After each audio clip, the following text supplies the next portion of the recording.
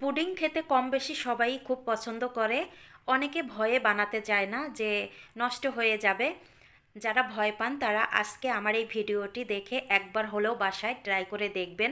আশা করি সকলেই এরকম পারফেক্ট একটি পুডিং তৈরি করতে পারবেন। প্রথমে ক্যারামেলটা তৈরি করে নিচ্ছি। হাফ কাপ চিনি দিয়ে আমি ক্যারামেলটা তৈরি করে নিয়েছি। এবার যে বাটিতে তৈরি করব সেই বাটিতে সেট করে নিলাম।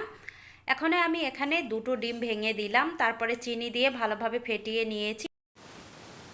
এসেন্স দিলাম, তারপরে দিয়ে দিলাম 2 কাপ দুধ। তার দুধটা কিন্তু জাল করা ছিল। ভালোভাবে মিশিয়ে তারপরে ছেঁকে আমি এই বাটিতে দিয়ে দিলাম। এখন 3টা টিস্যু পেপার দিয়ে জলের উপরে আমি এই পাত্রটা ঢাকনা দিয়ে ঢেকে 30 মিনিটের মতো জাল করে নিয়েছি। 30 মিনিট পরে ঢাকনা তুলে চেক করে নিচ্ছি। এই তো পুডিংটা হয়ে গেছে। এবার আমি ফ্রিজে 2-3 ঘন্টা রেখে দিয়েছিলাম, তারপরে বের করে নিচ্ছি। দেখেন কতটা পারফেক্ট হয়েছে। কেটেও আপনাদের সাথে শেয়ার করছি।